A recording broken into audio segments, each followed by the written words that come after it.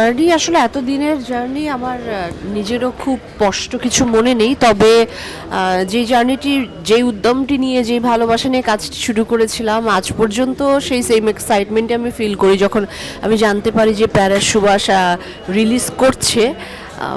কারণ মানে আমি জানি আতিক আমার প্রথম, বলতে গেলে প্রথম কাজ করা আমার আতিকের সঙ্গে, আতিকের ফিল্মে। সেখানে এসে আজকেও সেই 2016 থেকে শুরু করে, মানে 2008-এ আমি প্রথম ডুবসাঁতার করি, তারপর এসে 2024-এ এসে আজকে মুক্তি পাচ্ছে প্যারা সুবাস। জার্নি ওয়াজ এক্সেলেন্ট, খুব ভালো, খুব গুণী শিল্পীদের সঙ্গে আমি অভিনয় করবার সুযোগ হয়েছে আমার, এবং দারুণ একটি গল্প গল্প গল্প ঠিক বা আমি বলবো না, গল্প এবং ফিলসফি এবং আমাদের নিজেদের মনন, বোঝাপড়া সব কিছুই আপনারা দেখতে পাবেন এই ছবিতে। সংবেদনশীল দর্শকেরা ভীষণ ভালোবাসবেন এবং সকলের পারফরমেন্স ভীষণ ভালো। আমার মনে হয় দর্শকরা পছন্দ করবেন। সংবেদনশীল শব্দটা থেকে আমি যদি যাই, আমরা যতটুকু জানি এটা হচ্ছে এটা একটি প্রাপ্তবয়স্কদের সিনেমা। না না, প্রাপ্তবয়স্কদের সিনেমা মানে এমন নয় যেটা রেটিং দেয়া বা সাবজেক্টই বাচ্চারা দেখতে পারবেন না, এমন কোনো দৃশ্য আছে যেটা বাচ্চাদের দেখাবে, অশালীন কোনো দৃশ্য, সেগুলো নয়। যে সাবজেক্টই রয়েছে সেটি হচ্ছে মানে আমাদের মানে আমাদের একটি নির্দিষ্ট সীমার যেই ক্রাইসিসটা, সেই ক্রাইসিসটা নিয়ে ডিল করা। সেজন্য এখানে বলা হচ্ছে যে স্পেসিফিক্যালি যে হ্যাঁ, এটা বাচ্চাদের সিনেমা ঠিক নয়।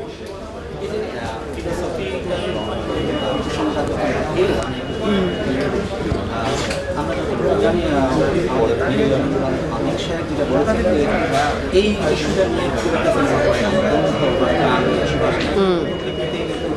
বৈপরীত লিঙ্গের একটা গানের সাথে জানাতে হ্যাঁ, সিনেমাটা কীভাবে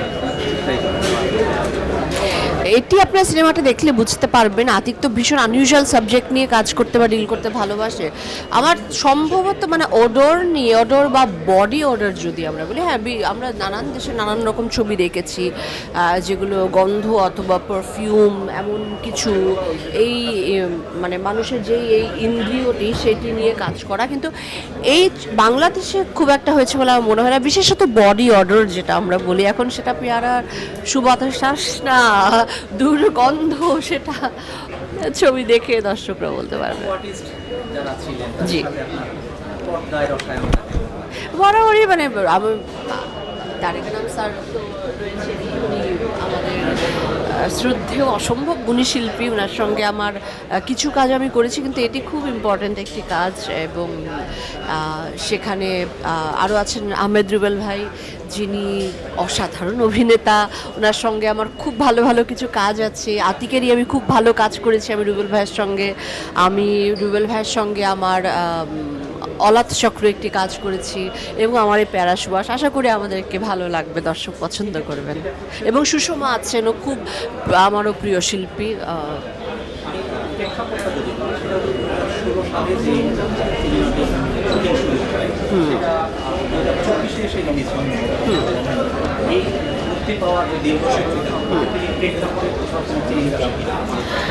প্রেক্ষাপট না, এই গল্পের প্রেক্ষাপটের চেঞ্জ অথবা কন্টেন্টের যে এই শক্তি, সেই জায়গার থেকে কোনো চেঞ্জ কিন্তু নেই। এটা এমনকি সাবজেক্ট নিয়ে ডিল করা যেটা সার্বজনীন, যেটা আগেও ছিল, যেটা এখনও আছে এবং এটা ভবিষ্যতেও থাকবে। কিন্তু হ্যাঁ, অবশ্যই ছবিটি আরও আগে আসতে পারলে আমাদের নিজেদেরও খুব ভালো লাগতো, কিন্তু আমার মনে হয় সব কাজ ঠিক সময়ই ঘটে। আমরা যদি চলচ্চিত্রের জার্নি বা এরিয়ার কথা বলি, আমরা যতটুকু জানি 2004 থেকে ধরে একটা গেস্ট অ্যাপিয়ারেন্স দিয়েছি। হ্যাঁ, মানে ওটা ঠিক শুরু বলা যায় না, কারণ তারপর দীর্ঘ গ্যাপ, বিরতি, তখন আমি একেবারে গেস্ট অ্যাপিয়ারেন্স হিসেবেই কাজটি করেছিলাম। আর যদি সিরিয়াসলি বলি তাহলে ফিরে এসো বেহুলা এবং পেয়ারা সুবাস, সরি, ডুবসাঁতার, এই দুটো একসাথে রিলিজ করেছিল।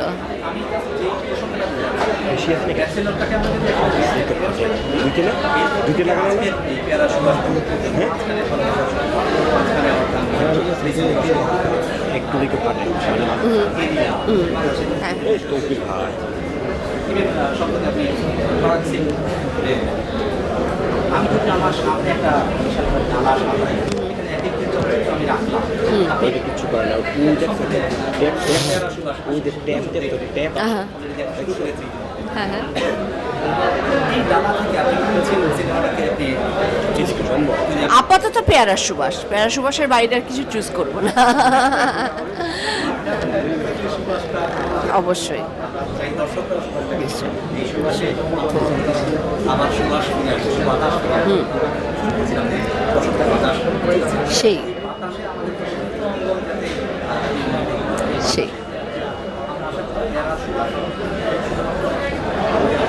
সেই একদম নিশ্চয়ই হ্যাঁ, কারণ আমাদের পেয়ারা সুবাস কদিন বাদেই রিলিজ করছে পুরো ওয়ার্ল্ড ওয়াইড, তারপরে তো আরও দর্শকের কাছে পৌঁছেই যাবে।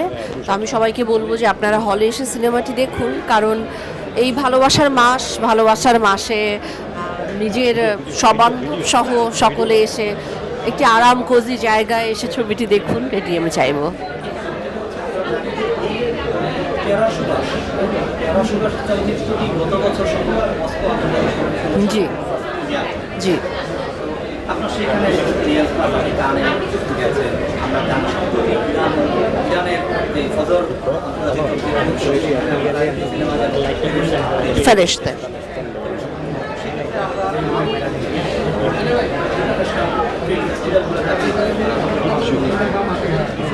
সম্প্রতি কলকাতায় আমরা দেখছি দারুণ কিছু বাংলাদেশের চলচ্চিত্রে তাদের কাজ করা হয়েছে, তাদের ক্ষেত্র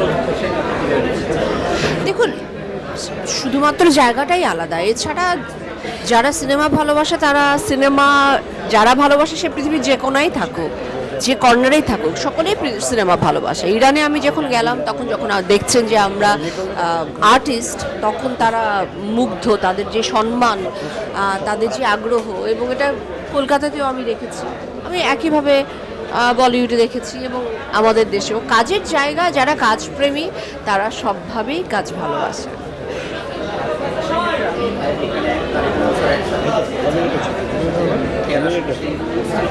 শুরু করতে কি আমার শুধু আমার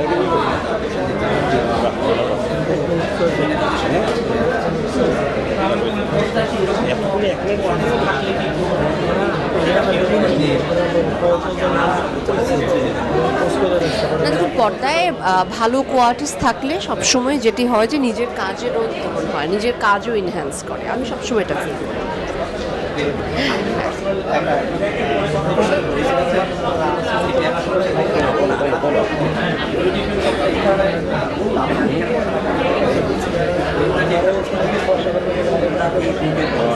এটা আমি কি করে বলবো, আমি আমার মতো থাকে, এটা রূপ না, আমি তেলে কাজলে রূপসী, আমি সেজে গুজে মেকআপ করেছি বলে সুন্দর, আমি খুব সাধারণ।